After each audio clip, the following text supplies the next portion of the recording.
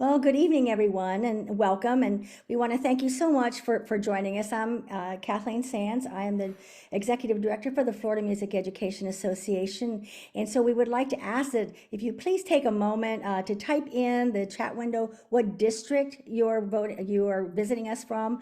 We're excited that you're able to join us today as FMEA. We're really committed to supporting the work that you do with all the students and our Florida students.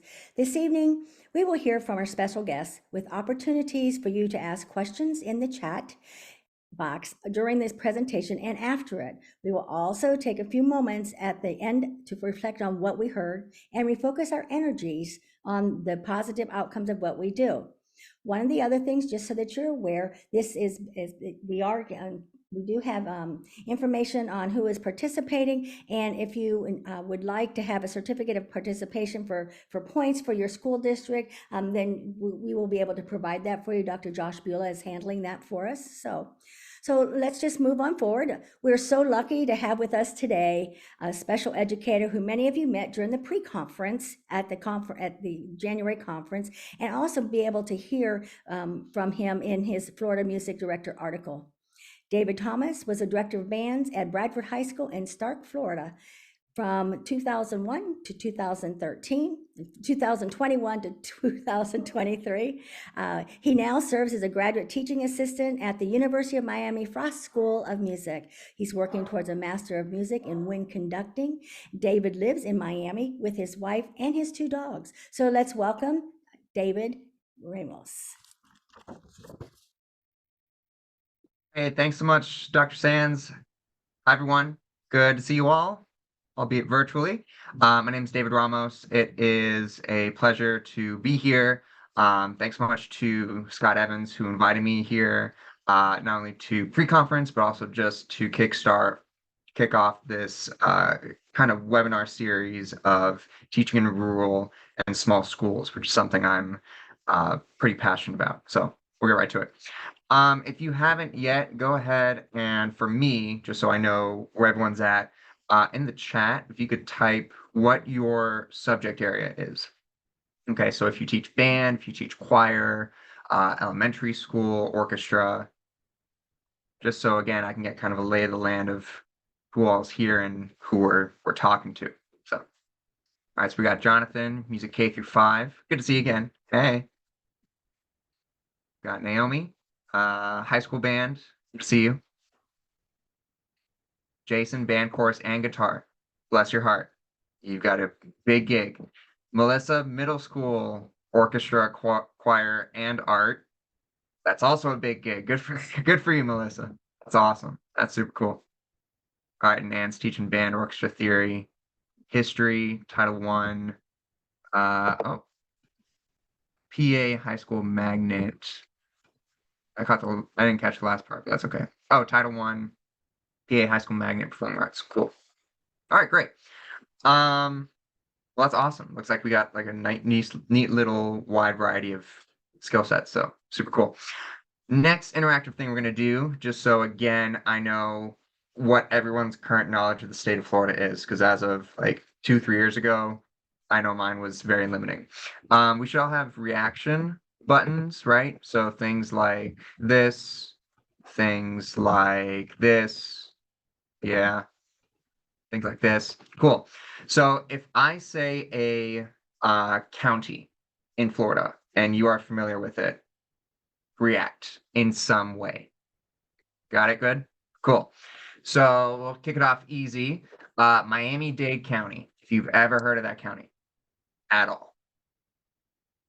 Sweet. Cool. Love it. Okay. Leon County. You've ever heard of Leon? Cool. Hillsborough County. Okay. Orange County. Good heart for Hillsborough. Sweet. Orange County. Nice. Collier County. Okay. Gonna get a little harder.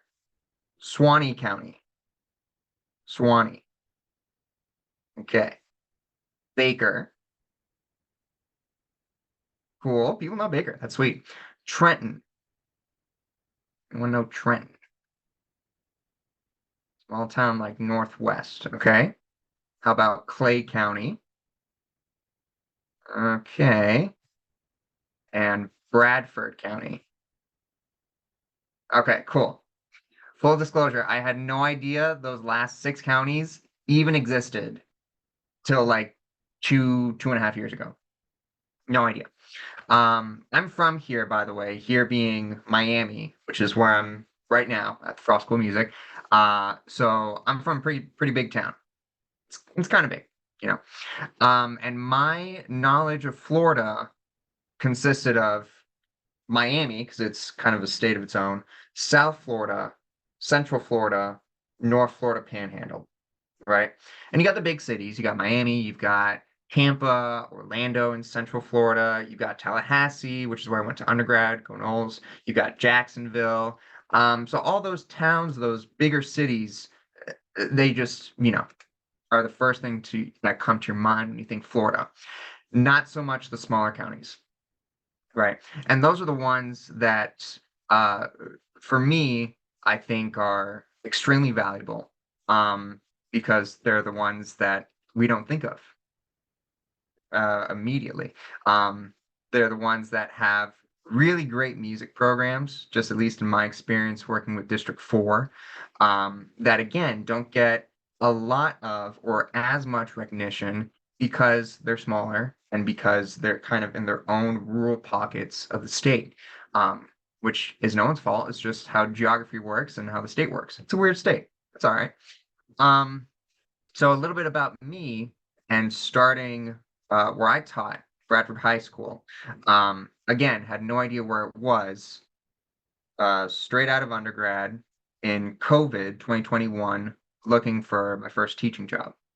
Um, and it was getting close to June, July, middle of summer, and I was still applying. I was with my then girlfriend, now wife. We were trying to figure out, okay, where are we moving to? Where are we relocating? And this opportunity popped up on FMEA, band director at Bradford High School.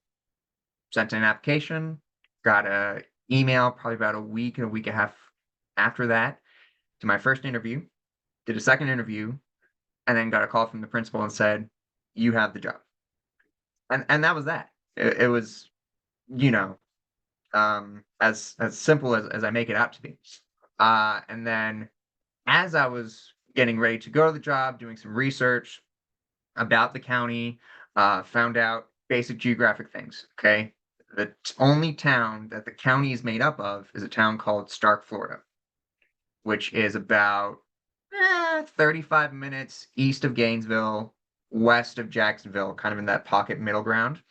You take one highway from Gainesville, drive about 25 minutes, and you're there. And you're in Stark, Florida, which is kind of cool. Other things about Stark, Florida, it's a population of about 5,000.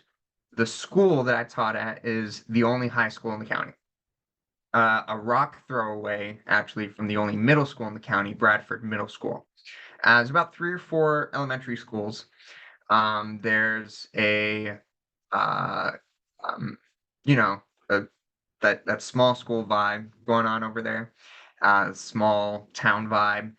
It's got a city hall, it's got a movie theater, it's got a really good cafe that I went to more times than I care to admit. Um, and it was just where I taught for 2 years. It was just Stark, Florida. Other things I didn't realize until I got to the job was how great the band program was. And that's due well in part to the band director that I took over for. He did a lot of great work. He really built the foundation as far as musicality, teaching tone, teaching leadership, all those good things that you all as educators you do each and every day going into your rooms. Kudos to you all for doing that. And so that was the fortunate thing was I got to step into, uh, even though it was a small program, it was a really good program. It was a program of kids that liked being there. Wow. It was a program of kids that played exceptionally well on their instruments. And if they were just starting, they were excited to play and they were excited to be there. Which a lot of programs, or I shouldn't say a lot, some programs, they don't have that luxury. So I'm glad that's where ground one was, right? Step two was getting to know the community, getting to know where the heck am I geographically, but also just the climate, the culture of the band room and the school I had walked into. So yeah, and we'll talk about that in a little bit. So that was kind of the background of that job. Again, I was there from 2021 to 2023. It was 2 years with a couple bands that I taught: the marching band, the symphonic band, and our top group, the wind ensemble, as well as a jazz band. We took all the groups to MPA, played in the community, played at Universal, did some trips, and it was a good time. It was a good time. So I guess now I see we've got Scott in the chat. Hey, how's it going? Good to see you. Um, yeah, I guess I'm open to talk about any of the topics we talked about. Yes, no, Yep, keep cool. keep going, David. Talk about your article, and I think people can pop in with questions as you're going. All right, sounds good. Sounds good. So yeah,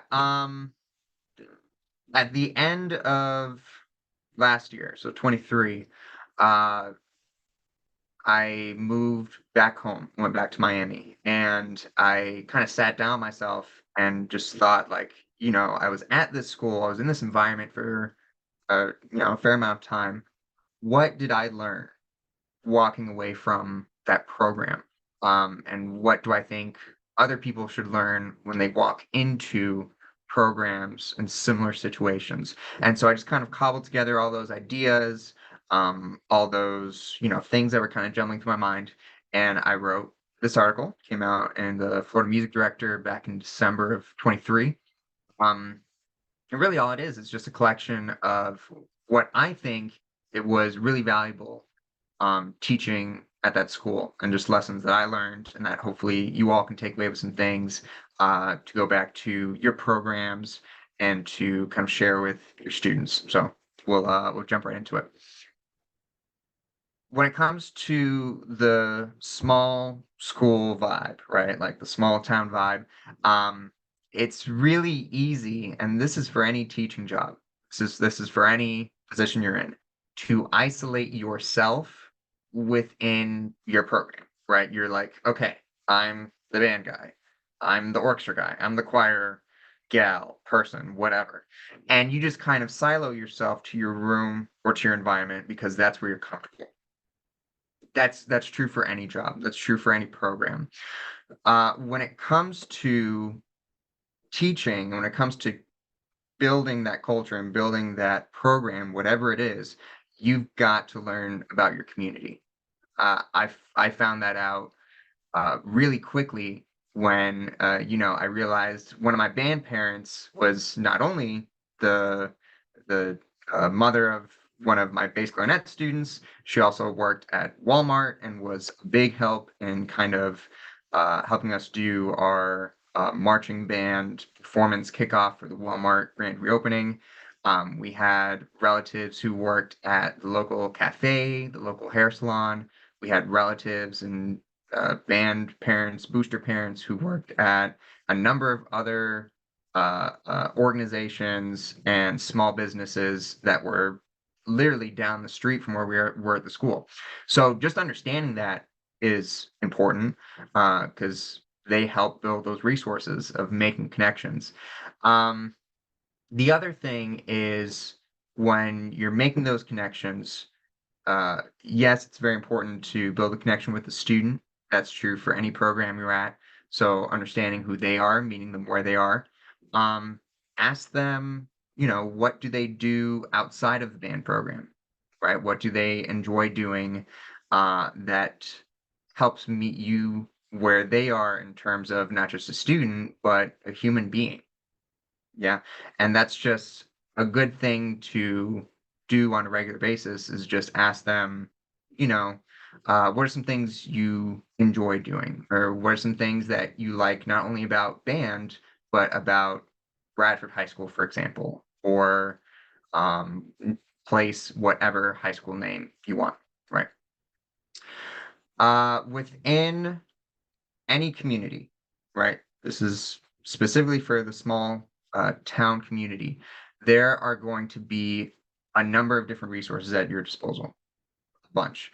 For me, I realized in my second year, uh, in the town I was at, there was what we call a chamber of commerce. So what that is basically a collection of organization leaders or small business leaders that come together, meet about once a month, and they talk about the events that are happening in their town.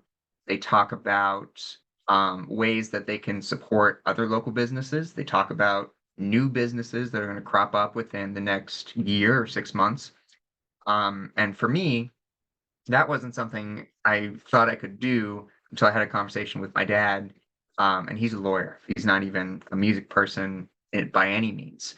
But he asked me in my second year, okay, so what are you doing to get out in your community and to network, essentially? Which I hadn't thought about networking or the business side of the program till we had that conversation. And I was like, well, we do the marching band thing and they do parades, and that's big part of our getting to know the community, networking, that sort of thing. He's like, okay, cool. Have you thought about joining your Chamber of Commerce? And I thought, I don't even know what that is, but I'm willing to look into it. And I'm really glad I did. Because again, the more that you think about making those connections within your community, the greater city or town community versus your school community, the bigger your program can grow. Uh, Example. Um, So in one of those meetings, we're talking about funding. We're talking about donations, right? And just ways that they can give not just money, but also their time, the resources to help with instrument repair, to help fund, room repairs, things that we all want to do and give back to our kids, music, all those resources that the students need.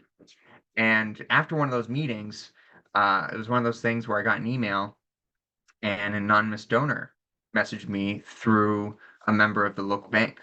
And that bank member said, hey, so and so, who chooses not to be named, has graciously decided to give Bradford High School Band Program a sizable donation. And I said, wow, that's incredible.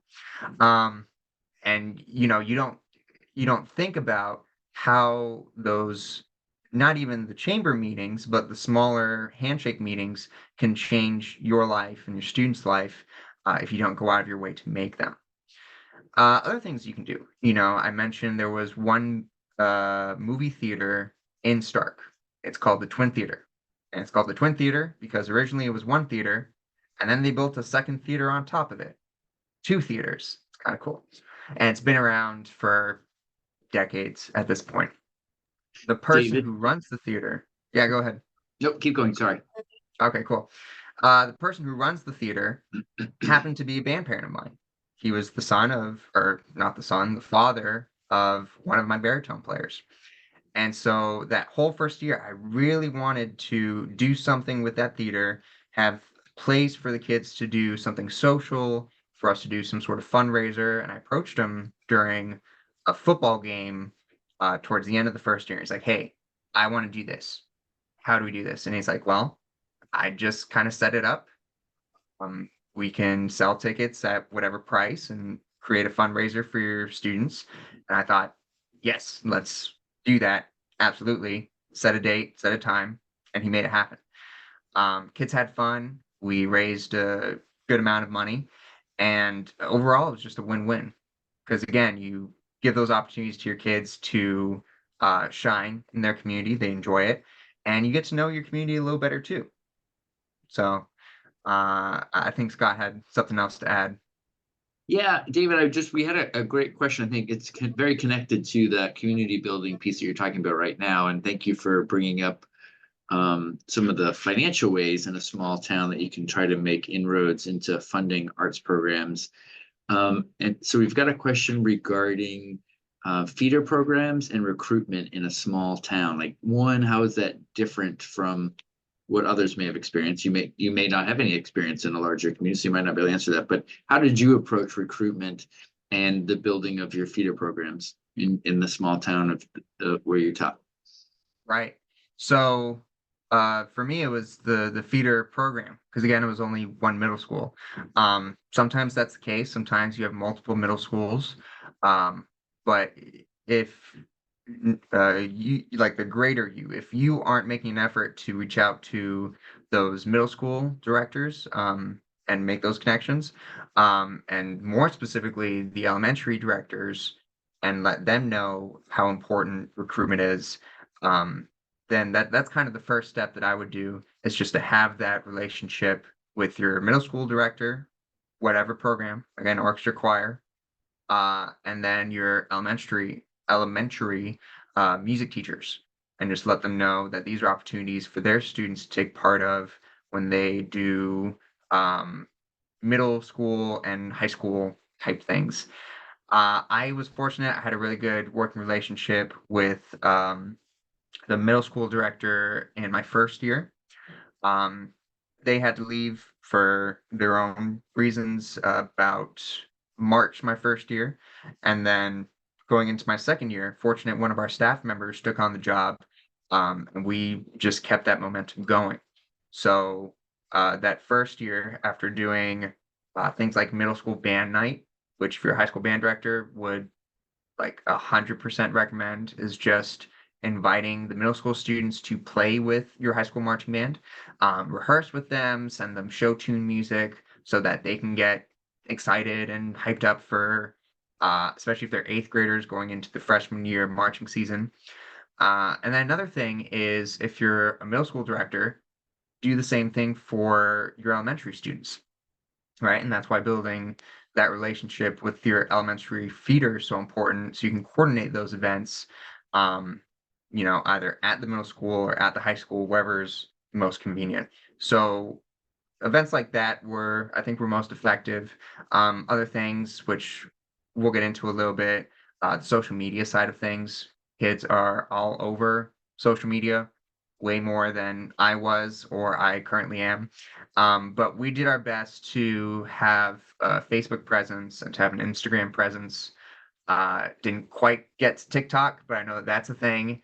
And especially nowadays, I think that's a viable option to have a band TikTok. At the very least, just to post videos of this is what we're doing today, this is what we're doing next week, here's our concert dates, all that stuff. Just so again, kids can keep up with it. David, let's take a pause for a second and see from our guests today. In fact, I'm going to call out Katie. Sorry, Katie. But you're an elementary music teacher. Can you tell us a little bit about what you like to see when high school and middle school folks are coming down to the I should say, to the elementary school to recruit and build those relationships with students? What do you like to see, and what have you seen be effective with your own elementary students? It actually started the opposite way. I reached out to them because their directors have shifted over the years. And I was like, hey, like selfishly, I love my babies and I want to watch them grow all the way through to high school and beyond. So from like a selfish point of view, I wanted to like keep that connection with the kids. But as like caring about their interests too, I want to like I know the value of what it was like for me as like high school kid and middle school kid and like watching cause I didn't have a feeder middle school. So like I didn't get music in middle school for the chorus side. I joined the band world. So I'm like, man, if there was a middle school feeder connector there, that would have been so helpful. But what does that look like for my kids who might be my chorus kids who might miss out that opportunity? How do the other people capture them? And if they do skip middle school chorus, how do they get re-recruited in high school with that high school program dropping? So just reaching out to them, like they were completely shocked, but they loved it though. They're like, hey, like the elementary teacher cares so much about my program and she doesn't know who I am. I'm like, no, but I'd love to build that. So we're slowly building into like, hopefully next year, like having our kids perform together and like their final spring concert at the high school and kind of making this like massive connection. And during my internship is when I first got that idea of doing like these massive concerts as like all the way through elementary and high school.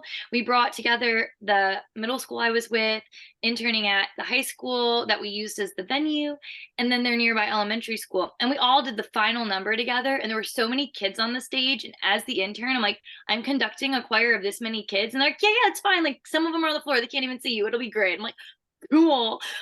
Yay, college is fun. But it was so nice though. And like having all these people around, and the high school director knew some of those elementary kids because they've connected with their families, like because siblings were all the way through them. And one parent had a kid in high school, middle school, and the elementary school. She was like, it was so cool to see all my kids on stage together. And I'm like, I never thought of this like huge picture that could come together. So it was a beautiful thing to see then. And I want to carry it through my career. So please don't be afraid. Like, I know middle school dance seems like its own thing, but we love to connect with you guys. So feel free to reach out to us if we don't reach out to you first.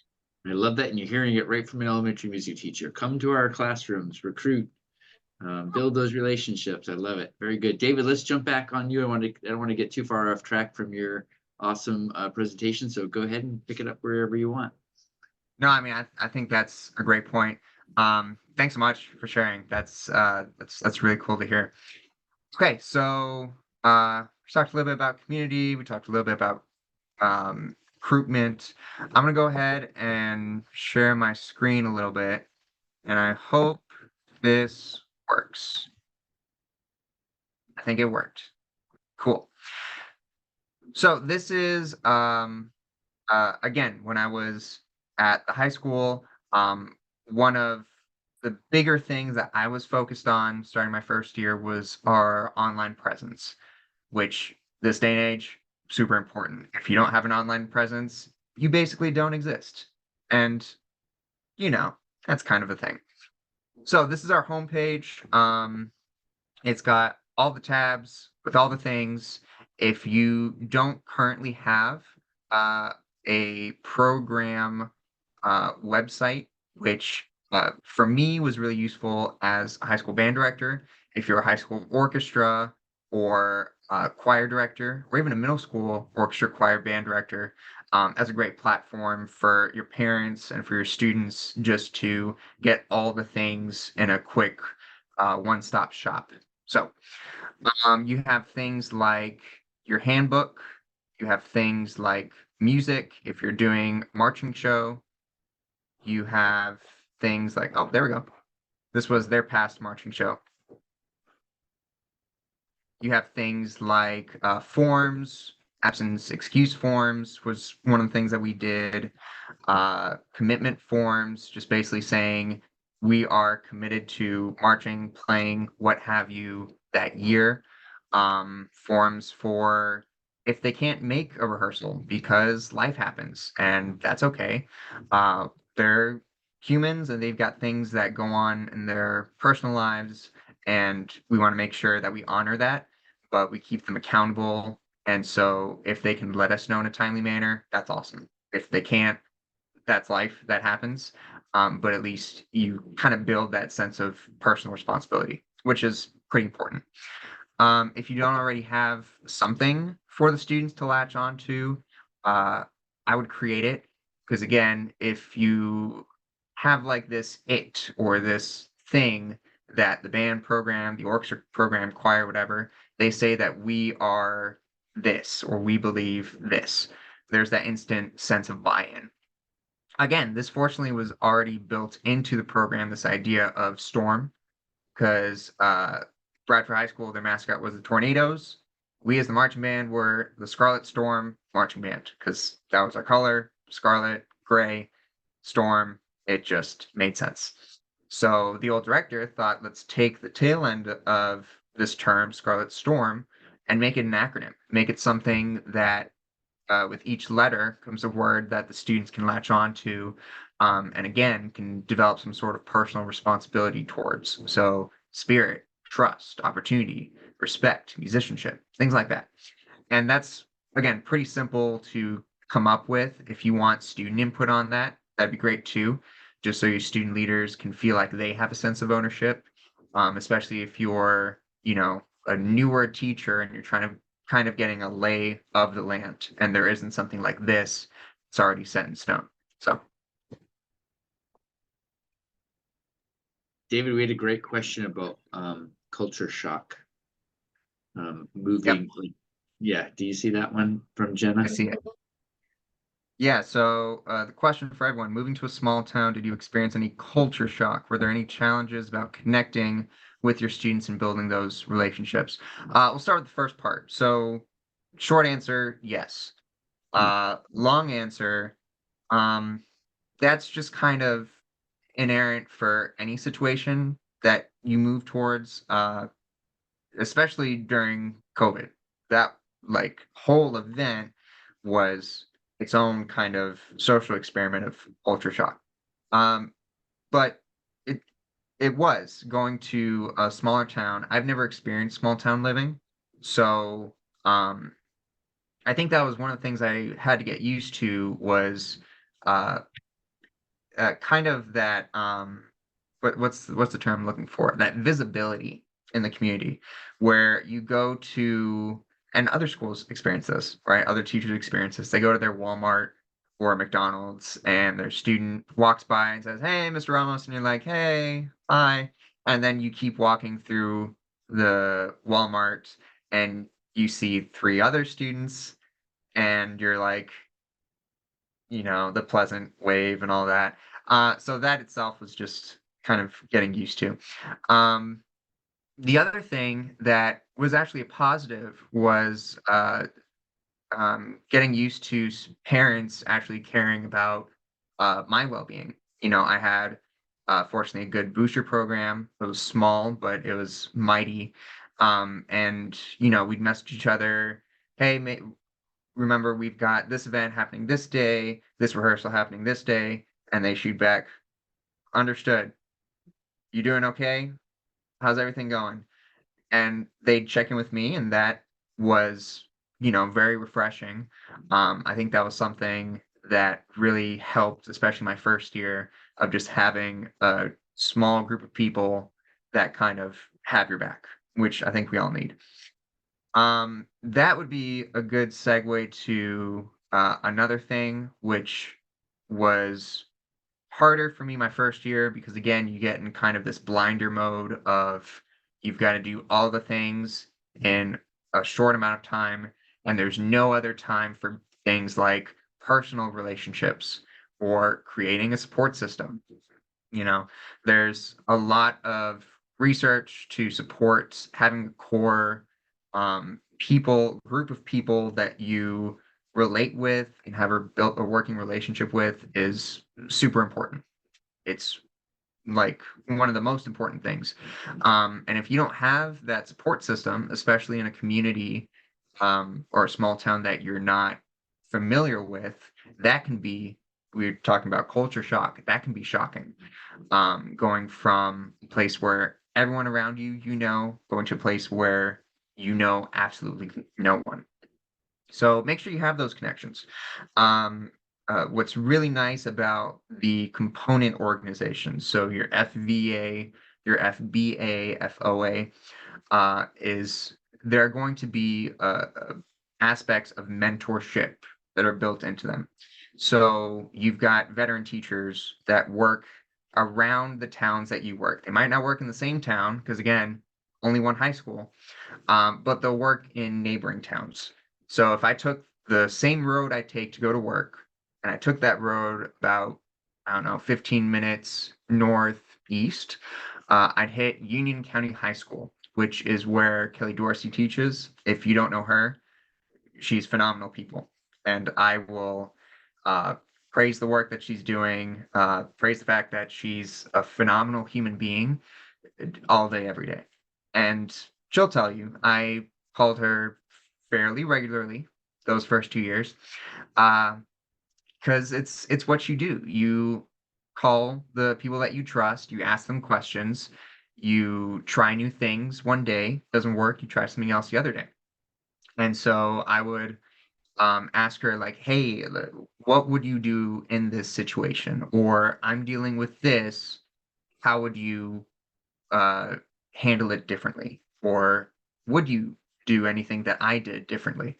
And I really appreciate the time that she took out of her evenings, her day, just pick up the phone Other phenomenal teachers, you have people over at Baker County, Miles Moore, who's the high school band director there, the former middle school director at Bradford Middle School, Steve Couch, who's still in District 4, um, Michaela Potter over at Trenton High School.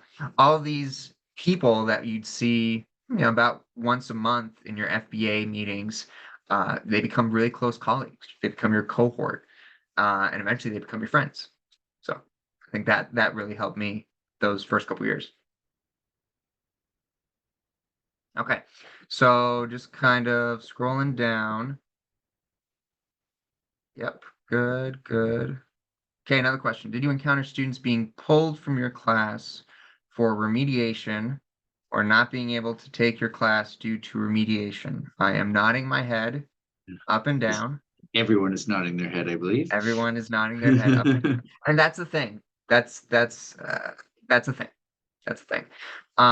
I think for me, that was another culture shock kind of thing of just new teacher, and you think, oh, we've got regular class schedule of 7 periods a day, 5 days a week, we can get so much done.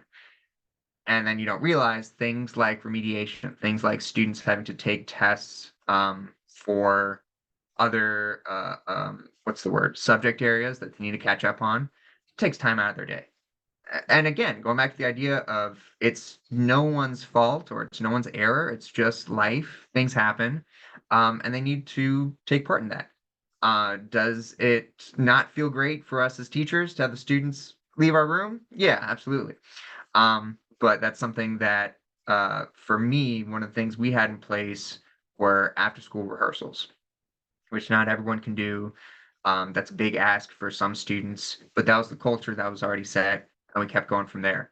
And we made sure those after-school rehearsals, we got a lot of work done. We stayed positive.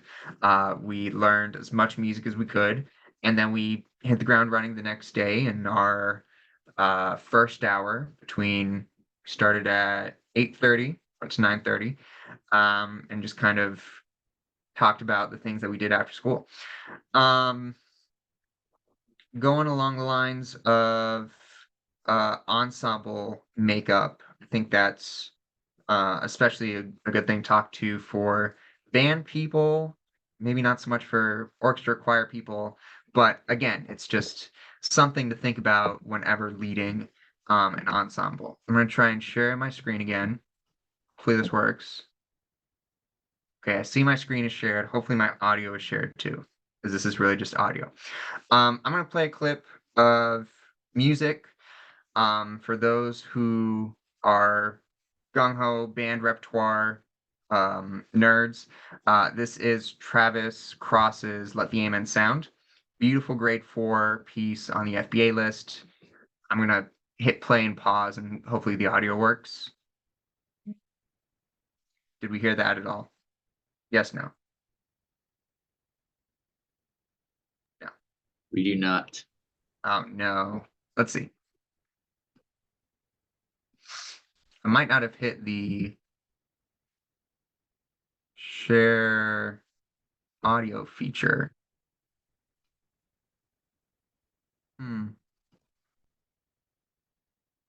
Share settings. Participants. Well, David's figuring that out, just thinking about, when he talked about the whole, and somebody asked a question about pullouts of the room. I think, making sure we're conscientious about the fact that we also pull students out of classrooms, right? When you're bringing kids to MPA for a day and they're out of their classrooms, their general ed classrooms, we want to make sure that it's reciprocal. If we're always demanding that they never be pulled from our class, we have to consider we may get that back. So just always be cautious about, fairly applying that expectation and equally to other content areas. Because although we think, well, it's just us that will be impacted, every teacher feels that way. Every teacher feels like that student that's missing out on their lesson is going to be behind. So always keep that in mind when you're setting these rules in place. Good point. All teachers want as much time with their students as possible. Yeah. And that's a good thing. We're going to try this one more time. I'm going to let it play for a little longer.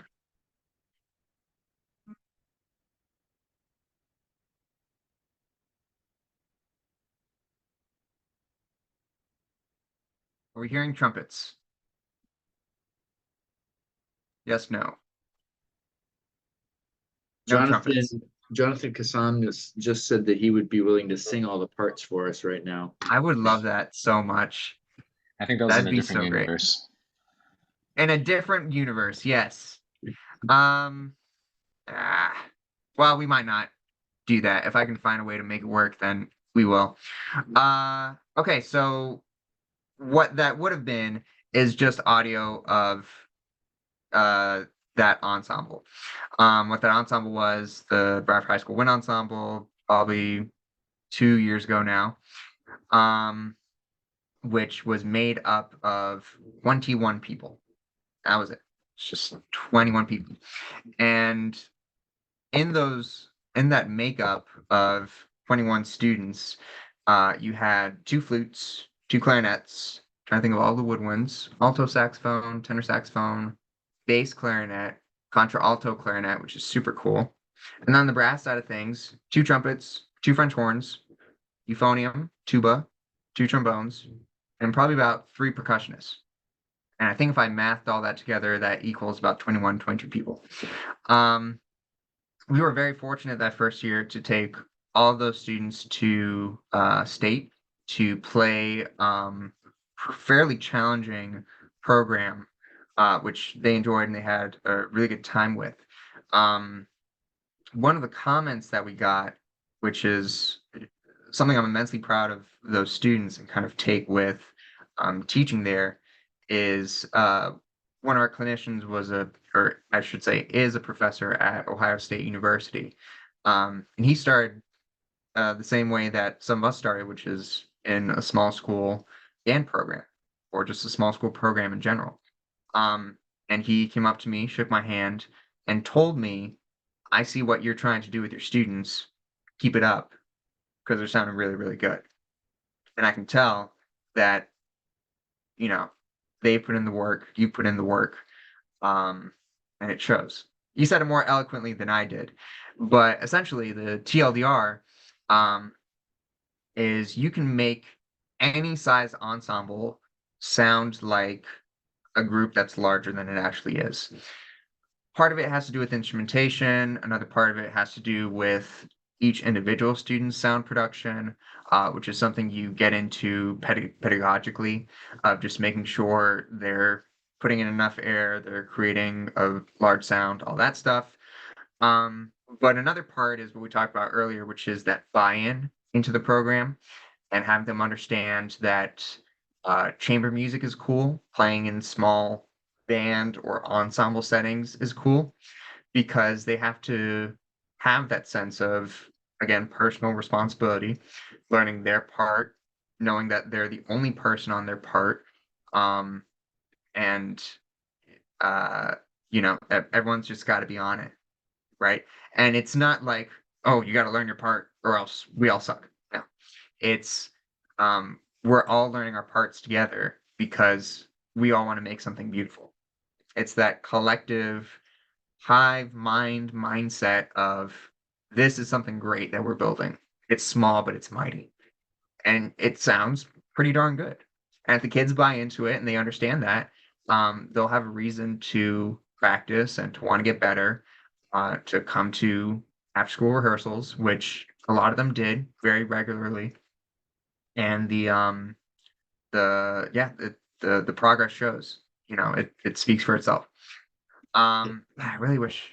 I think, David, that's one of those benefits we can chalk up to sometimes a small rural community where your schools might be smaller, and so your ensemble, just by the nature of things, might be smaller. I just think that ability to focus more on the individual musicianship is pretty unique and pretty special, or can be if you take advantage of it. Because sometimes our huge band programs with hundreds of students, I had a chorus of 110 kids in one class one year. And honestly, did I know how every student sang and whether their musicianship skills match where I wanted them to be? Absolutely not. There's no way. So I think there's some advantages to that setting. I listened to Naomi Nelson, who's not in a rural setting, but is in a inner city setting, but she's building a program. And this small little marching band went out on the field And the sound that came out of them was just so impressive. You know, it was one of those where the audience sort of just went, wow, like how is that small little group making that kind of sound? And that's because, you know, she is, as you did as well in your setting, focused on those fundamentals and that breath control and building that musicianship, regardless of the size. It's a definite bonus, I think, and a benefit to those schools that are smaller than some of our mighty larger schools. Naomi, I see you shut off your mic. I'm sorry to call you out on that. Oh, no, it's fine. Great. David, we've got just about 4 minutes before we have to come to our closing activity. So if you want to share your last 4 minutes of wisdom for us, that'll be great. And then we'll do a little wrap-up activity at the end. Sure. Yeah, so many good things, so many positives, so many takeaways. I closed the thing that I wrote, the article, on something that just kind of was heavy for me, and I know is something that is heavy for a lot of teachers and for a lot of people in general, is you you want to be everything for all of your students. You want to be there 100% of the time. You want to give them as much as possible. But sometimes that's not always the case. More often than not, the reason for that is because we as teachers feel so isolated. We feel like we're the only ones who put in all the hours or do all the things all the time. And of course, that's not true. But that's just what happens in our brain sometimes. That's what happened in my brain a lot of times driving back from school, which going from Gainesville to Stark to Gainesville, it's about a 35-minute drive. So if I wasn't calling someone like a Kelly Dorsey or like my wife, I was in my head. I was thinking all of the things that I did wrong that day. I was thinking of the things that I wish I'd done different. That was one of the questions was in the chat is, would you do things differently if you could go back? So many things, so many things. Mhm. And if I wasn't careful, that's what the long car rides were, was just this self-defeat and this self-isolation that I created in my psyche. Um, and it took a while for me just to sit with myself, stop those thoughts, and either call up those people or throw on the thing I was listening to on Spotify, which was probably Beyonce. 99% of the time was Beyonce. Um, and understand that, you know, the collective we, the collective you, we're not alone as teachers. We talked about having a support system. We talked about having those people that we can call up or text at any given moment. And stronger that system is, the stronger that feeling of togetherness in your brain is, which is really important. Um, Not just creating the physical environment, but the mental environment to understand this is not a one against many task, right? You're part of a village, if you will, of teachers. And I think this seminar tonight is a good example of that, of just all of the brilliant educators around the state coming together and trying to learn something and trying to remind ourselves that we have each other to help us out through those days. And that's a great thing to think about. Awesome. David, thank you so much for sharing with us. And I really appreciate your vulnerability at the end there, just talking about how everything isn't perfect and you've had to reflect on that a lot and work on that. And I mean, Beyonce will always save the day. So thank you for sharing that. So don't go away, everybody. We got just a few minutes that I want to throw a few things out. First, I'm going to throw up a question into the chat box. So everyone, please have your chat box ready to go because I want everyone to respond. And the question is this. The question is, what is one nugget of info that caught your attention tonight? Share it in 1 or 2 sentences. So again, what is one nugget of information that caught your attention tonight? Share that in 1 or 2 sentences. When I post it, we're going to be ready to go. So right now you're processing, your fingers are ready, you're warming them up on the keyboard, chat boxes. I see some of you even stretching the neck. Here we go. Get ready. I'm going to post it. As soon as I do that, type away. Hit it.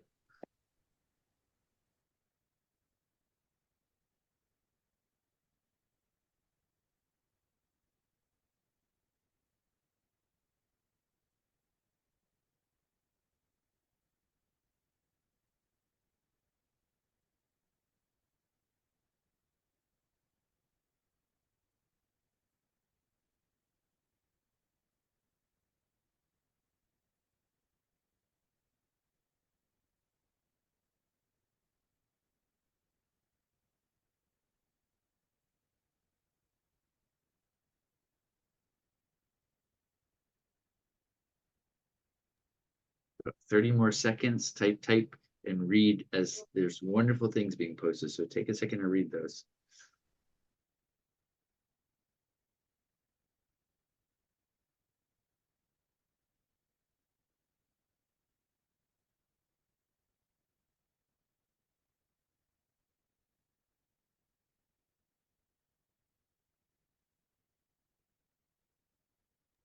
Just take 30 more seconds and read through the post. I think there's some great summaries of what David presented to us today.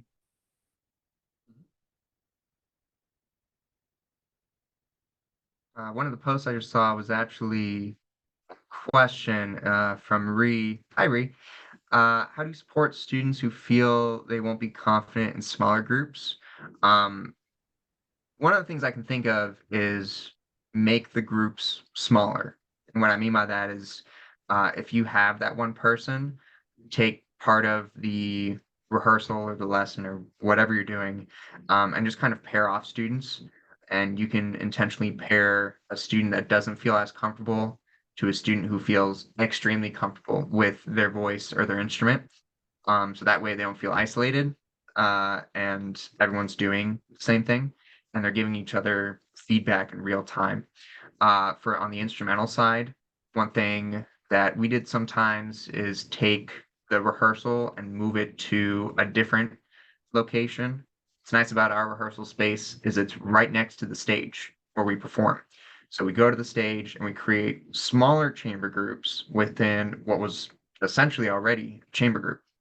And so they'd play for each other and listen for things differently than they would have if they sat in their own seats, which is cool. And they give each other feedback. So Awesome. Thank you, David.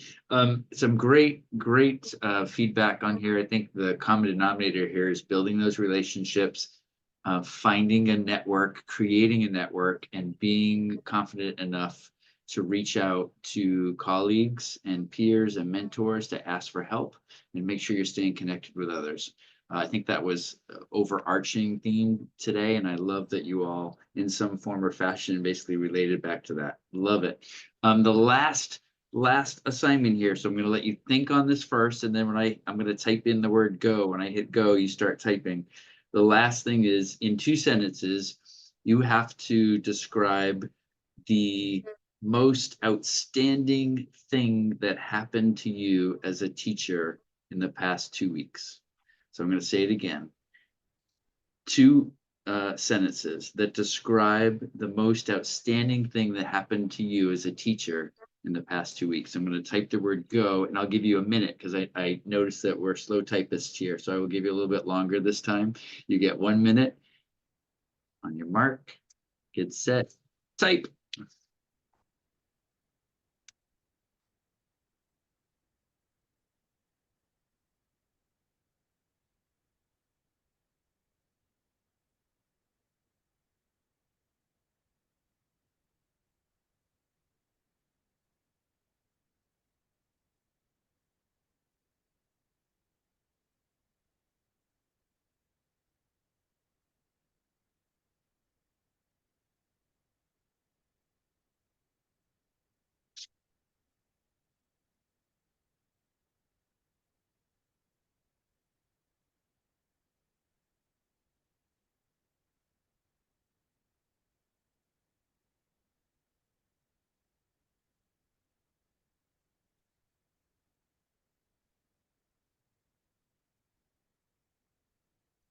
Yeah, so for Anne, my young orchestra is really rallying for our MPA this Thursday. That's awesome. That's cool. For all 5 of my students received superiors at S&D. Sweet. Super cool.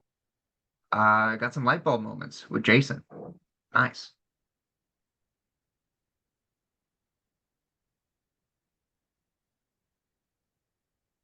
Oh wow, Jonathan's got digital music compositions. What?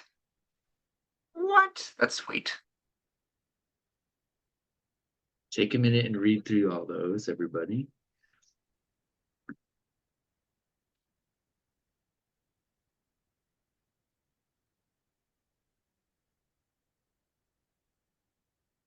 Wow, some great stuff. Awesome. So first of all, thank you for taking the time to respond to those questions. I really appreciate your participation. Sometimes we don't take a minute to think about successes. We take a lot of time thinking about all the challenges and failures. They're not really failures, but that's how we might label them in our own heads. And I am so appreciative of you sharing the positives that you experienced in the past 2 weeks. Thank you guys for joining us today. I want to thank again David Ramos for doing such a great job presenting to us and sharing us his information and knowledge. I want to thank Dr. Sands, who is probably one of the busiest humans in the world, for taking the time to join us today and to kick this off for us. And please stay tuned, because I'll be sending out more information about our next webinar, which will be at the end of March. I can't believe we're already in March, but the plan is the last Tuesday or Thursday of March, somewhere in there, we'll have another session set up. And we totally understand that your lives are busy. So if you can make it, awesome. If you can't make that one, then come to the next one. A bit of housekeeping. Dr. Sands also referenced to some of you that there will be a certificate of completion provided to you for this webinar. Your task is then to take that to your district and to figure out how to best earn points or put that towards points. Every district handles that differently, but you will at least get a certificate from FMEA that says you participated and attended this webinar. So thank you again. You guys rock. You're amazing. I hope you know how appreciated you all are for what you do, serving in both our rural and our inner city Title I programs. We appreciate you and thank you very much for being a part of this day with us tonight. Have a wonderful evening and take care. Thank you, David. Thank you, Scott. Thank you. Bye. Appreciate it. Thank you.